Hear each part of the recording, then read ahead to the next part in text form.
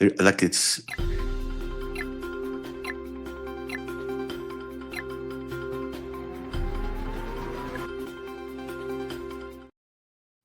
And the FiveStack is brought to you by groundnews.com/FiveStack. You get 40% off right now if you sign up at groundnews.com/FiveStack. It's a great deal for a great news service. Check them out, groundnews.com. Hi, everybody. Hi, It's Dean. me How are you? again. Hey, you again. So nice Hey, to good. see you. Yeah, great Put a to see you smile on too, my buddy. face whenever I see you. Yeah, I know. It's awesome, right? It's just so, I said this to someone today. It's so great to work with people that that you enjoy, Yeah, makes a life. difference. And we're at a certain age, we're of a certain vintage, couple middle-aged snacks. Welcome to the FiveStack, everybody. I'm Dean. That's Zev. Where we've worked for institutions and people and companies for a long time. And we don't have a choice about who we work with and the personalities, but now we have that choice. And getting to choose to work with good people at this point in my life, it would stand to reason that if I didn't, I probably would have committed Harry Carey several years ago. Yeah, I mean, there comes a point where you just can't take it anymore, right? Where there's just I'm not interested in doing this with these people anymore, no matter what, no matter how much the price tag. I'm just not interested. You speaking of middle-aged snacks, did you see that Lev Parnassi's old grandfather at 53, Aaron Parnass had a kid? So I'm like, I feel like a failure, Lev. Congratulations, by the way. Congratulations, Aaron. Well, it stands to reason. Like Lev has 100 kids, and he started having kids when he was 14 or something like that, right? Or 12 it is or like 6. A machine, the Parnass dynasty. It's just like they pop them out. So congratulations. Yeah, congrats, Aaron. Lev. Congrats, Aaron. Welcome to the Bambino, another Parnass in the mix. Wonder when that child will take over the world. Right? Yeah, he'll just have a family of overachievers. It really is. They know no boundaries at all. They'll succeed at absolutely everything. Mm-hmm. We have a lot of news today. There's a lot of news. That the number 5 story, which is all about cabinet. Did you watch the first cabinet meeting? Oh. Why do they only have one cabinet meeting? And they're in the middle of a war, and they're only having the first cabinet meeting right now? I think today is a pretty good indication of why they're only having one cabinet meeting. Donald Trump's dying, everybody. He's dying in front of your eyes. What I watched today, and this is the easiest way for me to say it, is a dying man, a dying dictator who is so out of touch with what's going on. There was one point where he rambled for 7 minutes straight. None of it made any sense. And when he stopped, he looked around and wondered where the fuck he was. He fell asleep 3 times again today. He was asked about the war dead, and he's like, our ballroom's going to be cream white. And I'm like, oh my fucking God. But, am I wrong in that assessment? Because, it's funny. This guy will make me question everything. I'll tell you that. This guy, if I didn't have 6, 7, 10 years on Donald Trump, the president, I think I might believe some of the shit that comes out of his mouth. But what came out of his mouth today was incoherence. It was anger. It was stupidity. It was about pens and gold and boats of oil that don't exist. And, it's a stream of consciousness. Just whatever came into his mind. But it's what dictators do. They you think about Castro's hours-long speeches to his nation late at night, going for 5, 6, 7 hours sometimes. This is what they do, and it doesn't matter what they say. Just their appearance on television screens, appearing to be holding court, appearing to having all these subservient people around them, telling them what a great leader they are. This is the performance of dictatorship, and we're seeing it. And the thing is, streaming it on live TV is dangerous. It's dangerous, but it's also, it's just how they do things. They just take over the mind. Every little bit of information stream available to them, they will try to take it over because that's what they want. They want as much, ubiquitous attention as they can possibly get. Human attention is the greatest commodity in the world, that and trust. And they have one of those things all the time because they don't have another one of those things at all, ever. And, and you make such great points is the idea that anybody takes any of these fucks seriously, that isn't either tied to them financially or doesn't have an interest in religious interest, lobby interest, policy interest, regulation interest in Donald Trump and this regime. It is virtually, well, it's mind-numbing to think that what I watched today would have been taken seriously by any member of the United States of America. Is it meant to? Is it meant to be taken seriously, or is it just like any good television show? It's meant to be a disaster. It is watching a train crash into another. That's a great question. And when you think about it, like if the only thing they give a shit about is taking up airspace, yeah, crazy takes up a ton of airspace, especially when you're the president of the United States. Like, just walk with me down this road for a second. We'll get to a couple of clips in just a second from the dictator holding court today.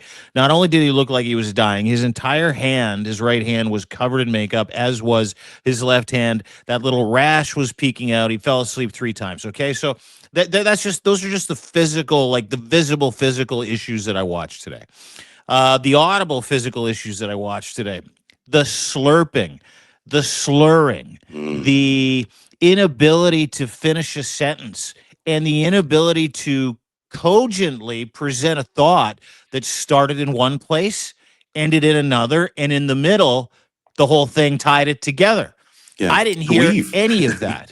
Like, and we're going to get to the specifics in just a second, but I'm setting the table because I watched the whole thing today with bated breath. I was like, this is the worst I've ever seen him. This is the worst I've ever seen them. And then on his right, he's got Doug Burgum, whoever the fuck that guy is, and Marco Rubio stroking his balls with, "Thank you, Mr. President. You're so important." This is Doug Burgum. "You're so important.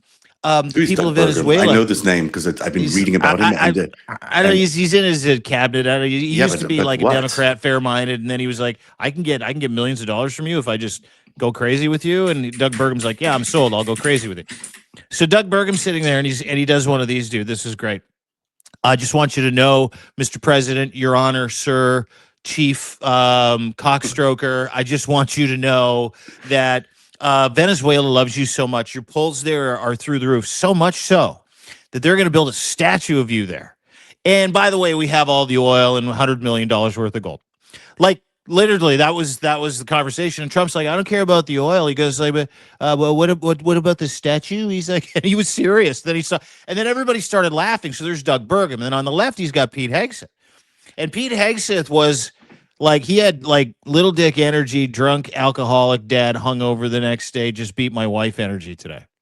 Yeah, like. Well. He sat next to Donald Trump, and he's like, "Sir, without your incredible fucking approval of this fucking incredible goddamn fucking," like he just, the aggressiveness that he came out with, and promised bloodshed, promised death, and then excoriated the media today, for reporting on a factual set of circumstances in the Gulf that says Iran has wiped out every U.S. base in the Gulf. Everyone, they're all gone. They're gone. This happened day 1, 2, 3, 4, 5. They've been covering that up. They've been hiding that. And you know what Pete Hegseth said? "Oh, yeah, you do the right thing. You got to do your fucking jobs. Like, you can't be reporting on this. Those are all lies." And I'm like, no, I looked at the satellite images, New York Times, The Guardian, Al Jazeera, Axios. Everybody fucking said the same thing today. You have no physical presence in the U.S., in the Gulf state areas, because they have taken you out. You're hiding in office buildings in the area. There's like literally a fucking disaster going on around them. And these guys are like, "Hey, media, get your stories right. Fuck you guys." When has Donald Trump or any part of his administration ever admitted to doing anything wrong or apologizing for anything? They don't do that. Their whole thing from Roy Cohen on down has been deny, and they'll just deny everything. So you can't believe a word this administration says, and that's not hyperbole. The other things that came up today were the Supreme Court justices, where he called this is unusual to call the Justice Barrett and Gorsuch. He said they sicken me after 6-3 SCOTUS ruling that struck down his tariff as unconstitutional. I mean, that is just unusual. This is the most loyal Supreme Court to his agenda you can imagine. So it's him to say things that something was like that. Shocking too. Yeah, the they sicken me comment. Yeah. That's the president of the United States to the high priests of the United States, and they never cross wires. And that's the furthest. That's got to have implications, no? Yeah. A guy like Kavanaugh, a guy like Gorsuch. Moments. Let's see what he said today. They could, you'd be hearing about it. You'd be hearing about it. You don't hear anything about it. They can't shoot our jets. We have the best. My gosh. We have the best military equipment in the world. No, not even a contest. How good does he look? He does not look good. He does not look good. He's dying. Yeah. He's like this now, dude. He's hunched over. It's a difficult job. I mean, you got every single president who's ever been in that job ages so much. He's already an old and sick guy who's got a very difficult job. Even if you're being a dictator, it's not easy. And he is looking at. Here's another one.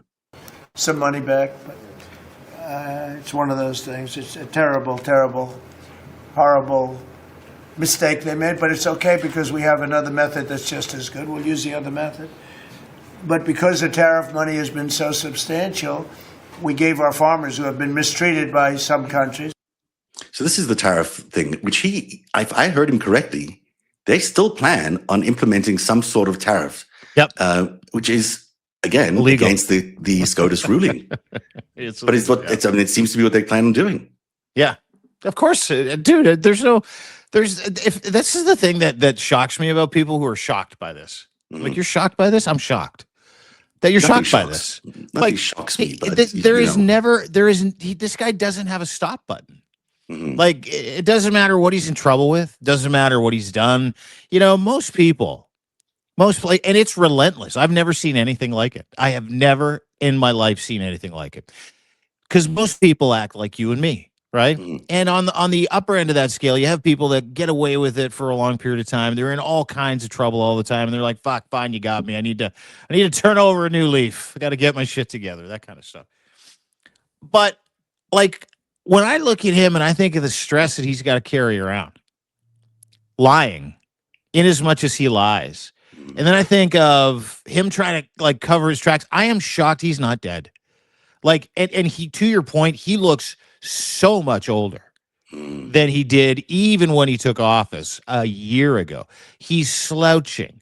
He's slurring. He's incoherent. And yes, the presidency takes a toll on a person, but so does all the fucking covering up of all the pedophilia and the rape and the theft and the bribery and coming up with new, different ways to spin plates and lies to the American people. Like, I bet you, and I could be wrong, I bet you he doesn't even have that gear. Like, I bet you Donald Trump doesn't even have the gear that's like, nah, this is bad. Probably shouldn't be doing this. He doesn't. I mean, this is narcissism. So, he was born into a crime family and basically stayed in the crime family. He's been hiding stuff, very illegal stuff, all his life. This is his natural MO. He doesn't even know anything else. I mean, I was liking this, when I wrote The Greatest Heist, I've been writing The Greatest Heist, I think about Ocean's 11, only a very fucked up version of Ocean's 11, because that's what they remind me of, this crew of criminals who just can't stop. They're so into it. They're so into criming that they just can't give it up. And they'll continue day in and day out. And that's the only thing they know. They'll go out criming until the very, very last day of their lives. There's another clip. Oh, sorry. Yeah, please. No, go ahead. Please go ahead. This is 3 weeks ago. We'll send our aircraft carriers, which aren't the best aircraft carriers, by the way. They're toys compared to what we have. This is the British thing. But we'll send our aircraft carrier when the war is over. I said, oh, that's wonderful. Thank you very much. Don't bother. We don't need it. And we don't need it, and we don't need them. We estimated it would take approximately 4 to 6 weeks to achieve our mission. This is about Starmer. Keir Starmer's offer to send his vessels to help in the post-war cleanup, which, this is our ally, probably our number one ally. And Donald Trump's like, no, thanks. We don't need you. You might need them. You might need Britain coming down, at the end of this war. Who knows how much supplies you'll have. But you might need Britain. Nope, not doing it.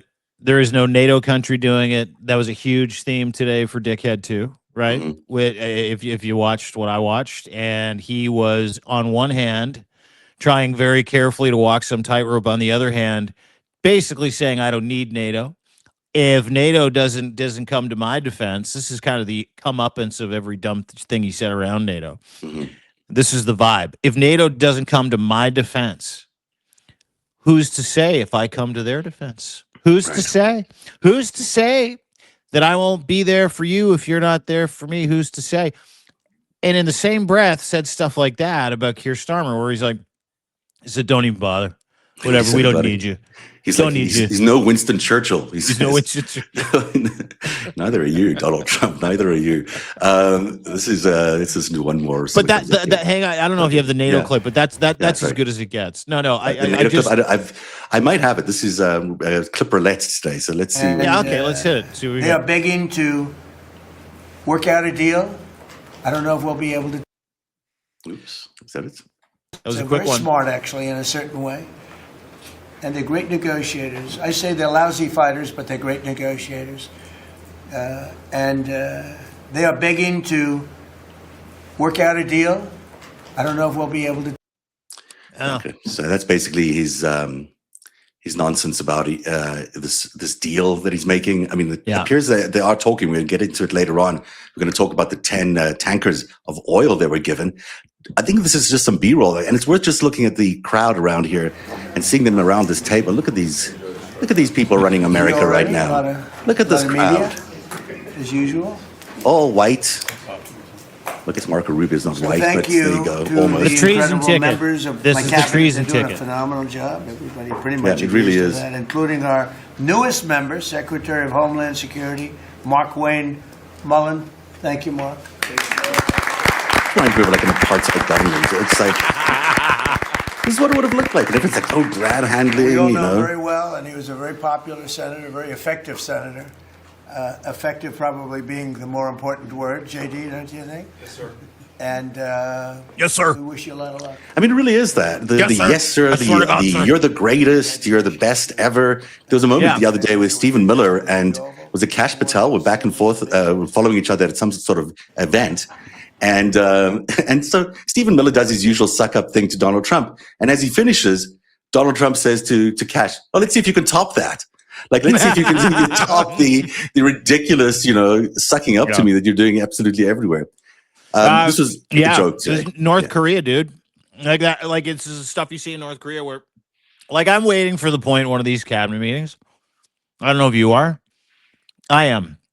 For people to start that meeting by crying about how much wonderful they love him. He is. How great President, he is. I just want to say thank you so much for it makes for good everything TV. you've done for me and my family, picking me out of obscurity. I never could have legitimately got this job, and I know if I don't do this, and I know I'm fucked. So here's me licking your taint to no end, and groveling and destroying my family name and embarrassing my children for fucking generations. God, I love you, sir. God, I love you. I love you so much. You're the greatest.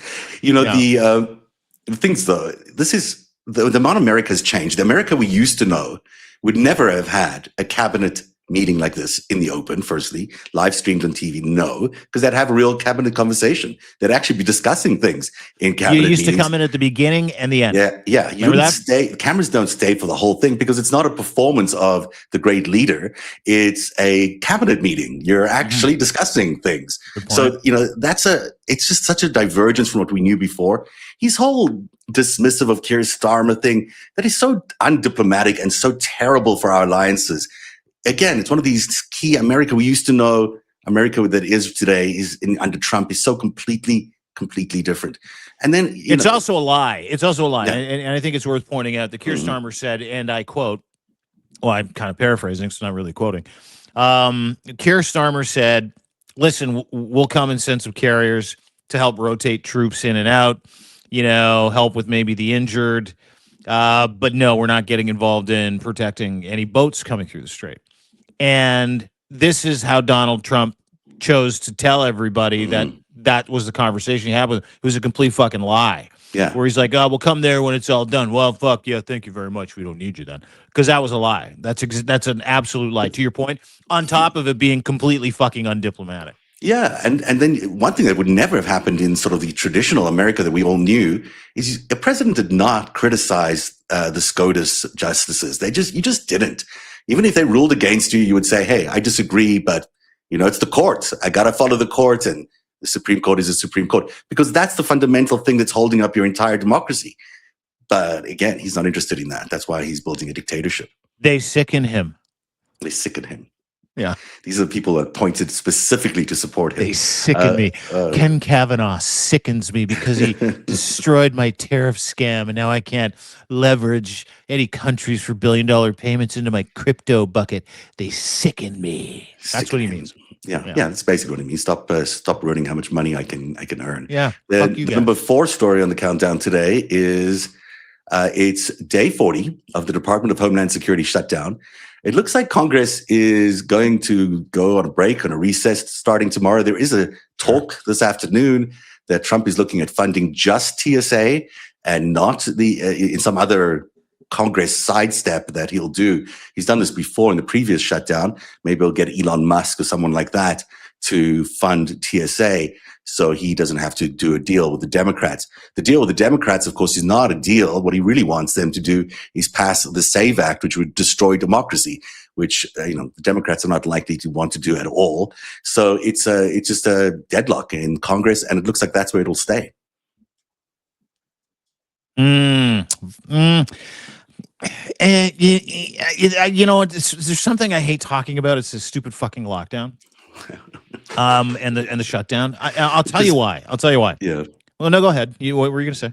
I mean, we're not experiencing it as much. In Canada, we don't have to worry about the fact that our services aren't there, and that people are going to work and not getting paid, and that just the government that you get taxed to the hilt by isn't functioning. I mean, this is ridiculous. This is America. It should have a functioning government.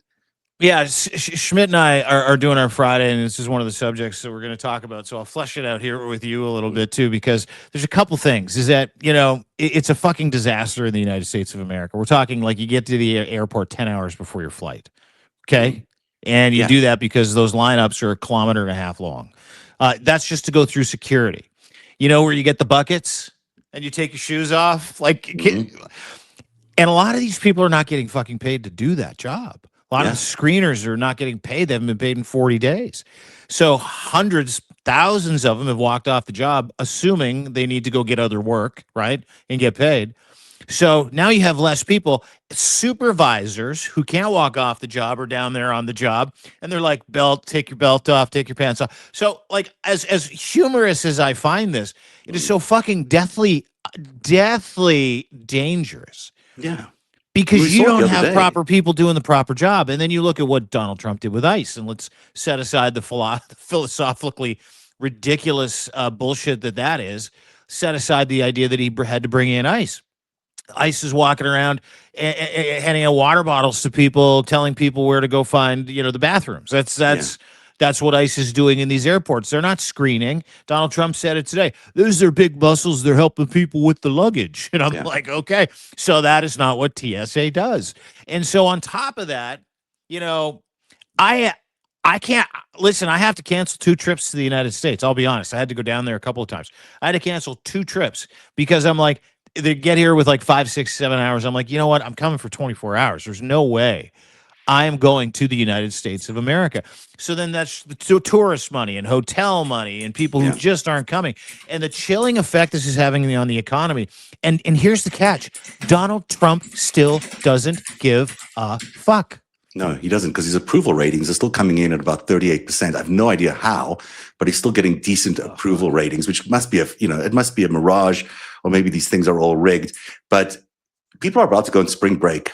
They're about to have to go on their big annual vacations, and they can't go, and they're about to see their prices go up anyhow, and they can't drive because of the gas prices, and they can't fly because of the TSA mess.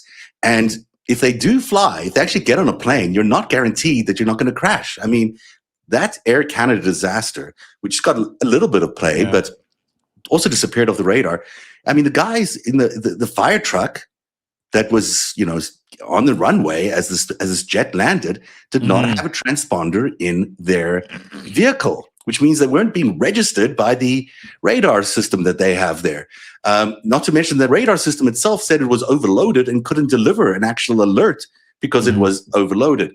I mean, those are failures that are systemic failures, but they're also failures because there's only one person for an entire LaGuardia airport sitting in air traffic control, which is, kind of stunning when you think about the limited staff they have there. Yeah, I shudder to think, and I have friends that are coming back up. Obviously, Steve and his family live up here in the summertime, experiencing Mhm. Canadian summer. So Steve's coming back. We're getting ready for Blue Jay baseball. Very excited for that. First game's coming up in a couple days. Oh, great! Um, I can't wait yeah, for yeah, that. yeah. I'm going to get daily Number 2 in the updates. power rankings. No, yeah, Oh my you're going to get a gosh! lot of updates all year Oh, long. I'm You're so going to be. excited. This is Oh the no, best you're part not. of That's like when this you bring job. up Manilow coming back. I'm like, Manilow, the Jays. I mean, same thing. So anyway, he's coming back and he's like, we got to talk about this because it is going to be such a nightmare for me to get all my shit back because we have no idea if we're going to be able to cross the border in this city or that da da da da da da da. And the fascinating I think thing is the lack of interest. This is a very specific industry that requires precision, right? And again, you got supervisors and ICE filling in a position where people are actually trained to detect shit like bombs, right? Yeah. Guns, those things. None of these guys are none of them. And so God bless Donald Trump if he does decide that those lives are worth something. If he decides that the airline industry is worth something, if he decides that his tourist economy is worth something, if he pays the TSA agents, God bless Donald Trump.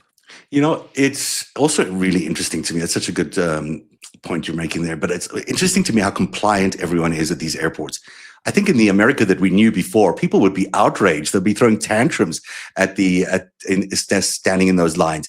But everyone has been very well behaved. It's another sign of a sort of American dictatorship that we've entered, where everyone's just compliant. They'll stand in line for hours. It's just what we got to do. It's how we do things in America, in our new America.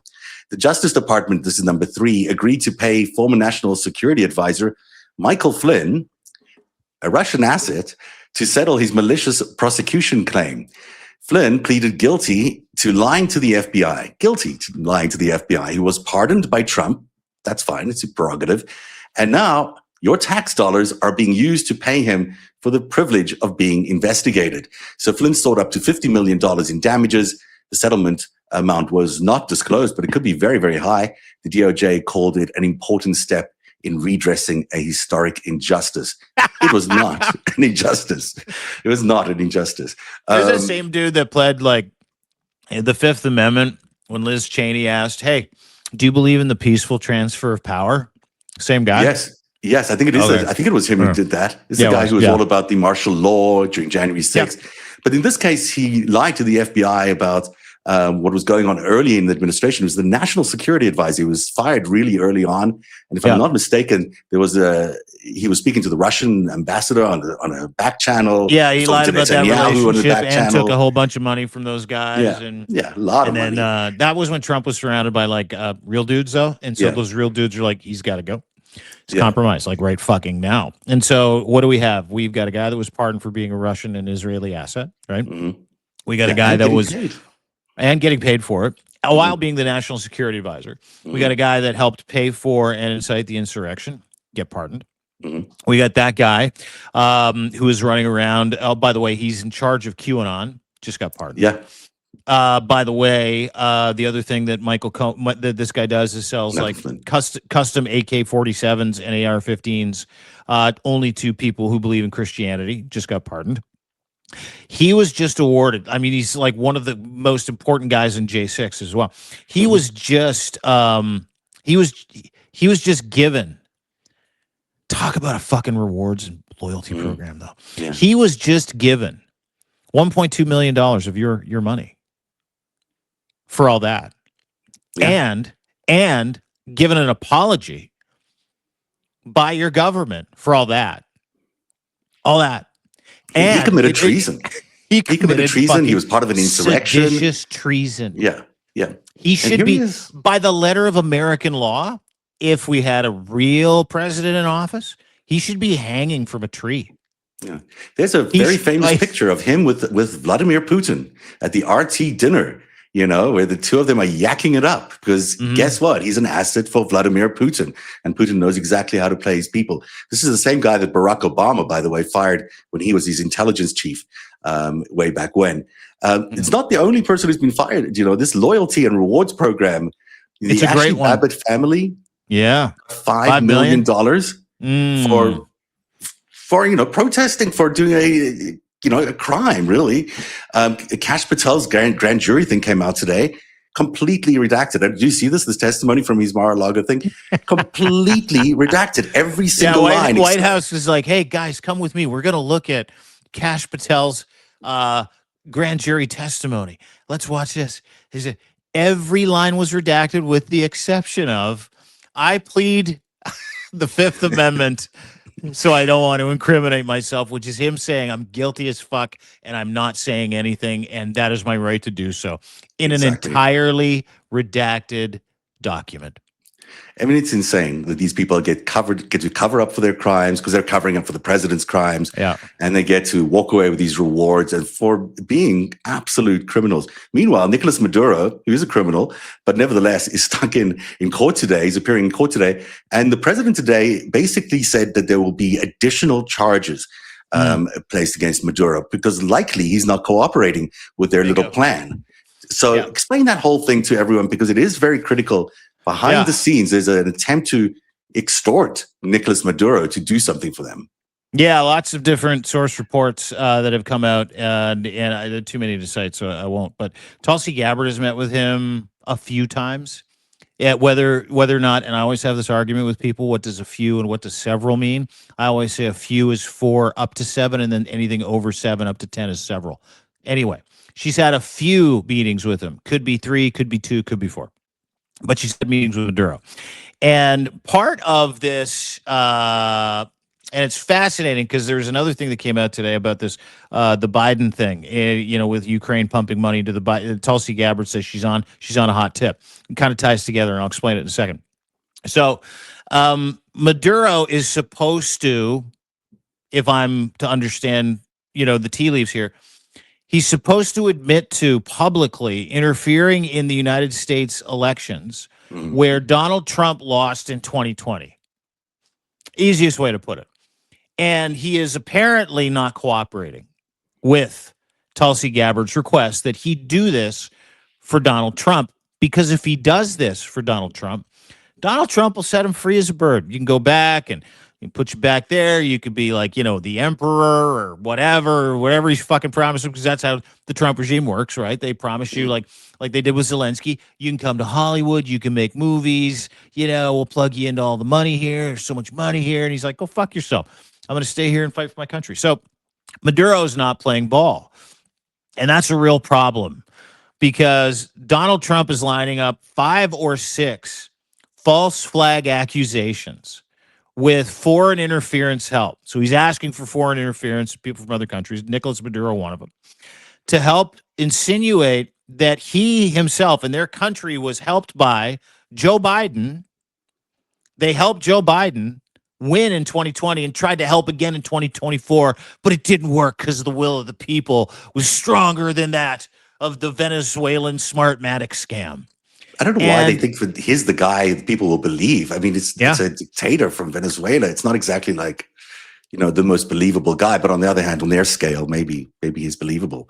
I don't know, man. It's such a fucking, it's so Trump, right? And the other part of that, the Joe Biden thing, is, I don't know if you know this, but Tulsi Gabbard came out today and effectively said something to the effect of, there's a report that something to the effect that Tulsi Gabbard has found a connection from Ukraine, the United States government funneling money into Ukraine and Ukraine funneling money back into the Biden family coffers. Oh, and we've heard the story before, I think. again.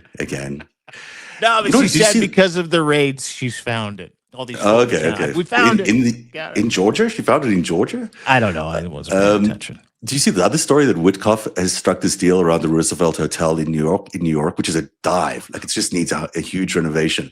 But the reason the New York Times says that Pakistan has now emerged as a potential player in the world stage, as a mediator and all these other things that they're allowing them to do in Iran is because of this private deal, basically, to let them renovate this hotel or completely destroy this hotel and then rebuild it from the ground up, which is what the Pakistani government, which owns this hotel, wants to do, in exchange for the fact that they will be like a crypto-friendly country. So this is how we do our global affairs now. We have these deals where crypto on the one hand and a hotel deal in New York is the way we solve our Middle East crises. So I haven't heard that story. That is in the New York Times today. It's awesome. unbelievable. Is it real? It's in the New York Times. Yeah, wow. Yeah. It's the lead story this morning, later this morning, actually. So Witkoff, who's like a special envoy, works for the government. And a real estate guy in New York. And a real estate guy in New York is conducting a real estate deal with the government of Pakistan to help him solve the issue at the Hormuz Strait. And if I'm remembering correctly, Pakistan also allegedly gave Donald Trump 10 oil tankers. No, that was the Iranians gave them the 10 oil tankers. But so many prizes here, so many. The piece that you're missing there is the crypto piece, because Witkoff is obviously part of the Donald Trump crypto World Liberty. World Liberty Finance, and that is the piece that Pakistan gave back. Is that okay? We'll let you be a crypto country for you. Or we'll and aren't these peace negotiations going on in Pakistan if they do happen? I believe so. I think that's that Pakistan was going to be the mediator, and they would only get to be the mediator if they had this whole deal, which is about a hotel in New York City and about cryptocurrency. I mean, it's so hard to square these things away. I know, right? Like, it's amazing how they can parlay all of that into 12 different business opportunities that will give them and only them trillions of dollars. That's all they care about. The financial chess here is fucking makes me jealous almost. I mean, it kind of is fun for them. I'm sure they have a good time putting these things together, but it leads into the number 2 story. So at today's cabinet meeting, Donald Trump claimed that Iran sent him 10 oil tankers through the Straits of Hormuz as a present. You'll remember he said this the other day that he got a present. Now he's told us what it is, 10 oil tankers. That was apparently a signal that Tehran is serious about negotiations. But if you look at who's actually running the Iranian regime right now, that signal takes on a very different meaning. It's this dude, and I ran a story of this in the narrative this morning. He is the new real go-to guy in Iran. And I'll give you his name in a second, but he is also their chief terrorist. The guy who, is now running Iran. He's basically the guy who used to head up their entire Iranian terror operation, which is kind of amazing, because I remember in America where we never used to negotiate with terrorists, but now apparently he's the guy we want. He's how much oil does that terrorist have? Yeah. How many tankers can you send me? His name is, everyone's talking about Ghali Baf who's the Speaker of the House, but actually the real power, according to the Telegraph today, and I do respect their reporting, is Ahmad Vahidi, an Interpol wanted terrorist and Khomeini absolutist. Vahidi orchestrated the 1994 Argentina Jewish Cultural Center bombing and the 1996 Khobar Towers attack. And he's the first commander of the IRGC's Quds Force. He's, about as close to a full-on extremist terrorist as you could possibly get. Way to get rid of the regime. Donald Trump, you've done a fantastic job. Yeah, regime change is a hell of a thing when there's no regime change, huh? It's that prophetical whole thing too about, be careful what you wish for. You just might get it. You know what I mean? Like where you're like, hey, we're going to take this guy out. And they're like, hey, listen, there are worse people behind him. You see that in elections all the time where it's like, oh, if we only get rid of this premier, we only get rid of this guy, get rid of this leader of the party. And the leader of that party or that premier, that president, that prime minister is like, okay, but the guys behind me, they're psycho. I just want you to know that. Right. And indeed, that is, again, what has happened here. It's prophetic. Isn't it? Your audio has gotten really weird in the last few seconds. I don't know if it's something you've done over there, or whether it's just the signal, but it's making you sound like something that you're not. But it's as Dean just reconnects there. This is so true. I mean, what the U.S. has done is basically, they've chopped off the old guard. The old guard was old. Now they've got this brash new extremist guard that is now taking all those positions, and it could be way more dangerous than before. And it is interesting that 10 tankers were sent to Donald Trump. But I'm curious to know whether he actually kept the tankers personally. Did he just profit of it himself? Or was it sold into the United States Treasury somehow? Or how exactly was there a transfer of 10 tankers. And the reason, by the way, it was sent, according to observers, is because they needed to prove that these guys were actually people they could talk to. In the past, they've killed so many, in the last few weeks, they've killed so many of the Iranian leaders, they didn't know who to trust. So that's why they did what they did there. Send us 10 tankers, at least you know you're serious, or at least you have the power to control the oil flow in the Middle East. So I'm going to just keep on waiting here until Dean shows up again. I'm not sure what happened to his signal. Hopefully he'll be here in a second. Trump said Iran allowed 8 big boats of oil to transit the Straits of Hormuz earlier this week, followed by 2 more. He said Iranian negotiators told him, to show you in the fact that we're real and solid, we're going to let you have 8 boats of oil. Well, there you go. That's why he did it. Sorry, Yeah. I went away, came back. Yeah, No listen, a prize is a prize, right? Yeah. You give him a prize, he gets you a prize. It goes back to an earlier topic on today's FiveStack. The loyalty and rewards program is not just domestic, it's global. Mm-hmm. It's a global rewards program where literally, if you are one of the worst fucking people in the world and you have millions or billions of dollars, and if this is the only thing that matters to you, guess what? You too can be part of Donald Trump's shithead loyalty rewards program. Yeah. So easy. The fact that Pakistan could even be considered a country that is negotiating peace, I mean, they're a member of the Board of Peace. Well, and they all need help. Like, he's just like, that's the thing. They are a member of the Board of Peace, right? Like, this is why he did it. He did it because he's got to surround himself with somebody, and he surrounded himself with a whole bunch of people that are like him, that have fucking nothing going on, that he can lean on, and he can force them to do things and use them as props and his silliness, and that's what this is. And they're just part of the fucking loyalty rewards program right now. Do you think there are tiers? Like, if you get to 1,000 points, you get like a get out of jail free card. Yeah. If you get to 2,000 points, we'll give you, 4 free felonies. Well, I don't know how it works, but give you Kimberly Guilfoyle for the evening. Yeah. Or maybe the weekend if you promise not to bring her back. Yeah, there are. It's like, remember Lev was telling us the other day, he's like, yeah, I used to run this thing for Trump. It was an access program. 100 grand got you this, 500 grand got you that, anything over $1 million got you this, and this, right? Like, it's like, that's literally how he runs his life. Everything he does, there's an activation, like a financial activation for everything. And there's got to be tiers to this. Like, he's probably got, Russia and China on his first tier in his loyalty rewards program. Yeah. Anybody who hung out with him and Epstein by the pool and all those young ladies, they're probably on tier 1, 2. Yeah, send him ladies, send him girls. Oh, he's in it. Oh, He'll do a whole lot. That's a real loyalty reward.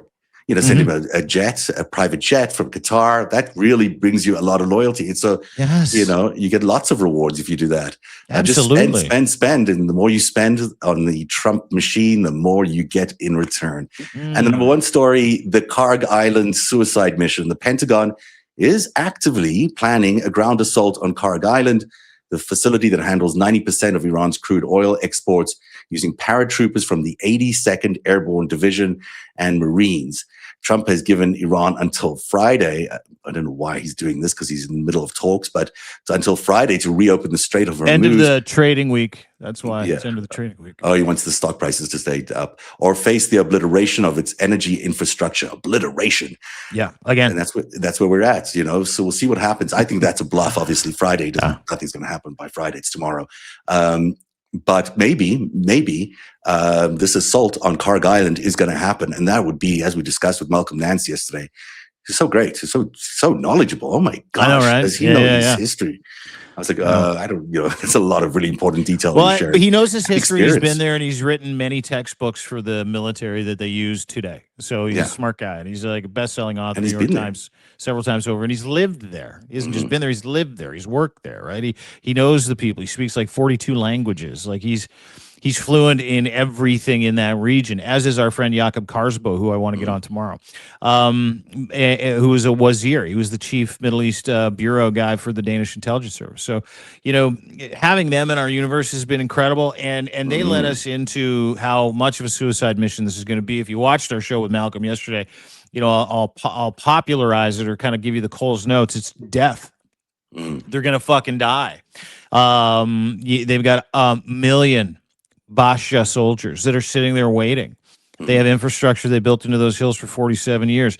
I mean, you'd have to ask Malcolm for the specific makes and models, but they've got missile systems that'll come over the mountain, that'll dive, lock onto a target, and then they'll explode and they'll turn into other targets, and they'll just start hammering people. They got underwater subs. They got Shaheeds out the asshole. I mean, the idea that the United States, on the other hand, too, is even prepared for like not that, something Yeah. that's much less than that, because of what we know to be a derelict military, the morale in that region on both of those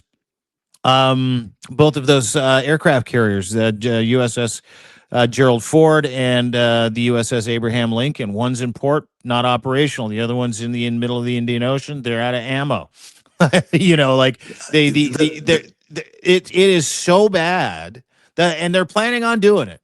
They're planning on doing it. And there's like one fucking airport on Carg Island, like one, right? And it's one runway. They'll just blow it up.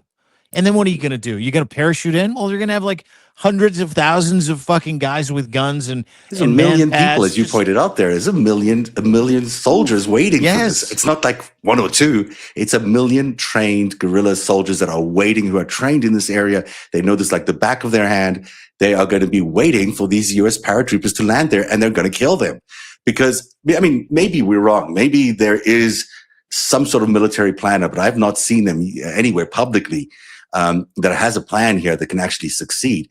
This is exactly like Vietnam. It's exactly like Afghanistan. It's exactly like Iraq. It's designed to draw us into a war on the ground with troops on the ground, which is always where we make our mistake in America. And we're going to lose. We're going to lose that war, or we'll be stuck there in a quagmire for another 10, 15 years while the local economies there get boosted by our economy here. But that's where all that money is going to go. It's going to go there, and it's going to go to the military machine. It's not going to go to you. Why is America fighting this war? It makes no sense at all. Well, not only does MBS.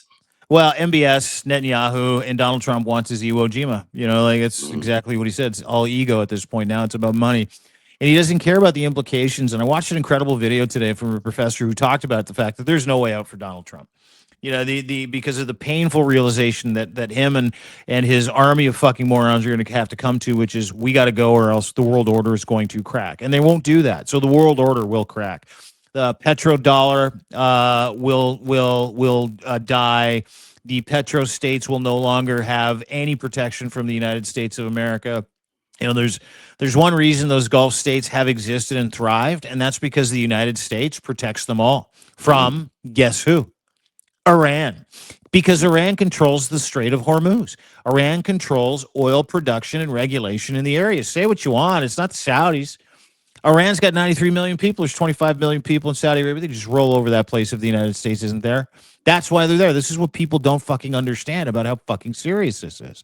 And what people don't understand about not just the cataclysmic mistake that Donald Trump is making, but the egomaniacal decision to do this isn't just going to kill thousands of U.S. soldiers if he does this. This is going to create an entire new world order where every single China's doing it, Japan's doing it. They're making their own munitions now. It's a pacifist state. They're literally making their own munitions now. And they're reimagining their own military machine. They're going to kick the United States out of Okinawa. There will be no protection for any of those petro states. Iran will then become the de facto leader in that area of the world, and they will start dictating when, who, and how. Well, it's not even just Iran. It's China and Russia, which are the key supporters of Iran. And who is Iran like the tightest with? Iran and China.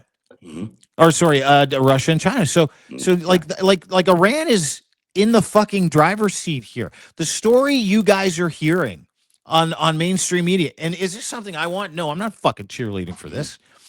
The story that you are all hearing about how things are going great, they're not at all. And they're about to get much worse. And not just in terms of a kill-death ratio, not just in terms of human suffering, not just in terms of how expensive your shit's going to get when oil gets to $200 a barrel, if he fucking does this, but in terms of that new world order, Iran will be a superpower. Russia will be a superpower. China will be a superpower. And we will have to S their Ds, and the United States as a government, as an empire will collapse. And that's as fucking clear as I can make it today. And all of those things you can verify. You can fact check me. These are all true things. There's the long version here, the long game, and that long game dictates that world order will collapse.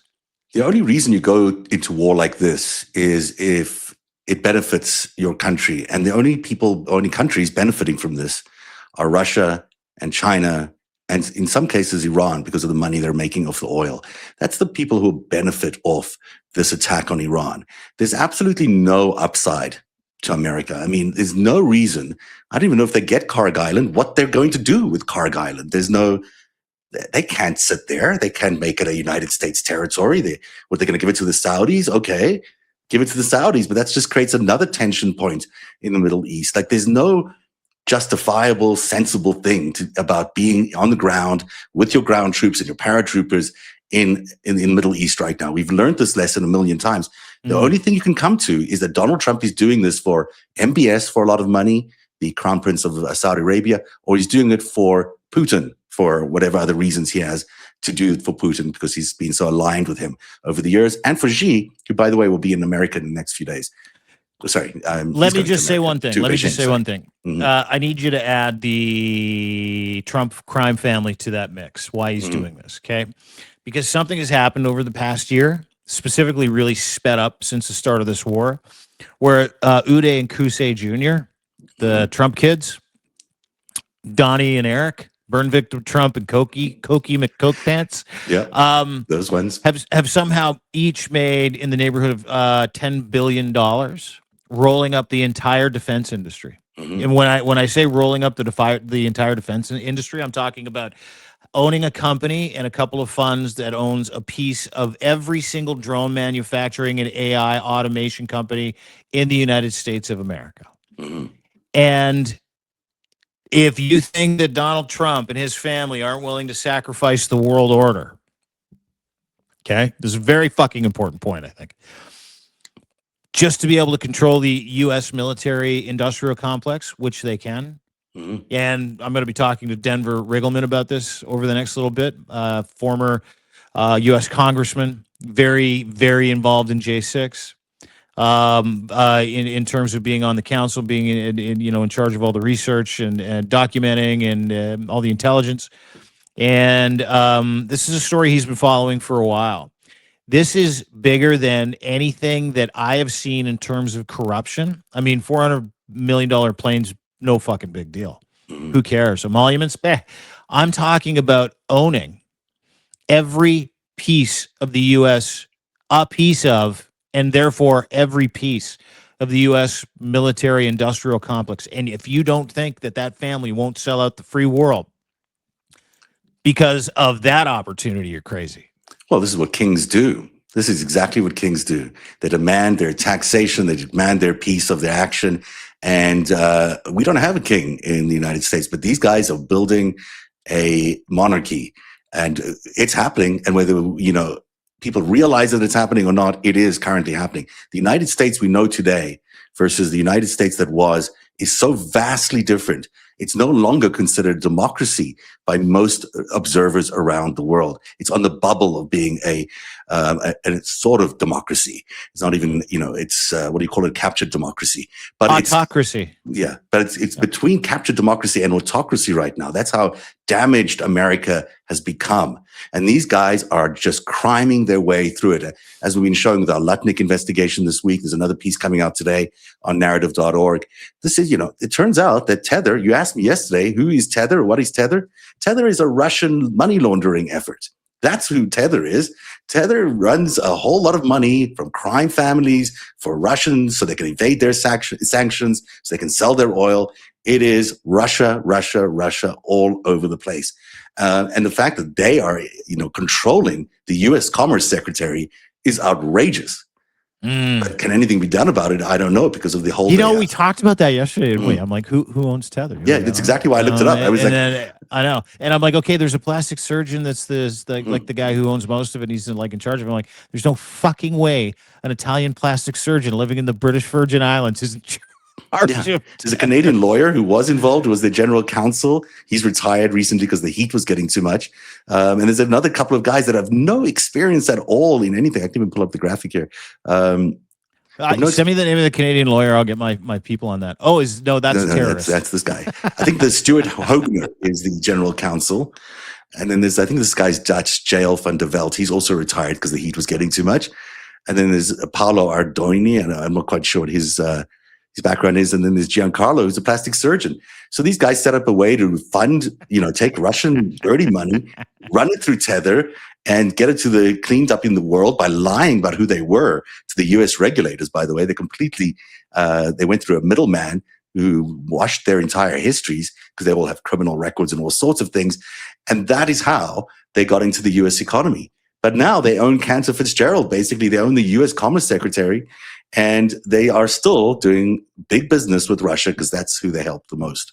I mean, it's kind of a stunning story. Stuart Hogner, you're on my list. I'll see you soon. What have we started? That is the FiveStack today. DeanBlundell.substack.com. I am enjoying your coverage a lot. Your story today, and I'm blanking out on it, but because we had it already, on the cabinet meeting is extraordinary. It's fantastic. Everyone needs to read it. What was your metaphor? You had a great metaphor. Trump's cabinet meeting was a 47-car pileup, and he was driving all 47 cars. Yeah, I love that. Yeah. It's so great. accurate. It's so true. Listen, it was super funny. You can go and read it. It's a great read. It's also scary, but more importantly, it's actually funny. You can see the ridiculousness in real time. It was ridiculous. So go to deanblundell.substack.com, 50% off. I think, till the end of the month. So the 31st, I think, for unlimited access to everything, including all the chats. Love the fact that you guys are here. And listen, I saw some stats this last week. Mm. And I think this is worth bearing out real quick. We got 4 minutes left. We try not to go over an hour. The reason why people are here, the reason why we have such an incredible base of supporters is that they get something from us. Is like a moment of I can relax a little bit, but I can actually get the truth, right? And that's sort of the analytics. That's kind of what we see in the numbers that I see. But the growth has been so astronomical on Substack for people that have the ability to tell the truth. Watching people like Scott McFarlane show up this week. I know he's a buddy of yours. I'm sure we're going to catch up with him. Yeah, I think he's on with Denver tonight, actually. I gotta catch up with him. We were going to do something this week, but maybe it's going to happen next week. But it'll happen. He's really excited to come on, so we'll have him on. Yeah, you guys, listen. I can't wait for that conversation. Two old friends that were at the pinnacle of the Tiffany Network, and then I met him after the fact. After I left CBS, he was just a really dogged journalist covering January 6th in a way that no other journalist was doing. I think he was doing it for NBC Online at the time, and he landed up going to CBS and becoming taking his really great skills. So this guy works hard. He's all over Capitol Hill all the time. He knows all the players. He knows exactly what's going on. He covered more J6 trials than you can imagine. Like, he just absolute detail about every single thing, and he deserves all the credit he's getting, and he's deserving I think he's number one in the new bestseller list this week on Substack. So yeah. Great for him and great for us. Yeah. Oh, dude, and that's been the incredible thing is because a lot of the stuff we talked about here, it's not a catchphrase or a slogan. It's stuff you get here that you don't get in mainstream media. The dereliction of duty in the free press is astronomical, not just in Canada and the United States. It's like that really everywhere, right?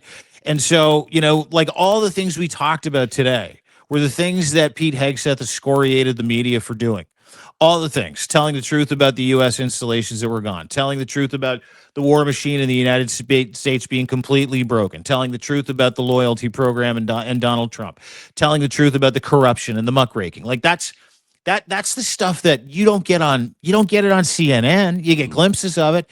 You might get a glimpse of it from Jessica Tarloff for a second on Fox, but generally speaking, you don't get this kind of content everywhere. And the analytics around the growth with Substack bear out the fact that you're in the right place, that we're in the right place, that the growth over the past, not just for us, like I'm saying, for the actual platform, it comes not because any of us are particularly fucking really good at this, but, and I mean that, we try, we know we can work our way around a couple of subjects, right? But, it's because They have abandoned you in mainstream media. They have abandoned you. It is a sim. This is real life. That's a sim. And I want everybody to remember that. And I want to thank you for spending time with us today. Really, really appreciate it. Dean, thanks so much. We'll see you again tomorrow on the FiveStack. Thank you at home for being here. Thanks for your support and have a great day. We'll see you again on the FiveStack Friday. See you then. Bye.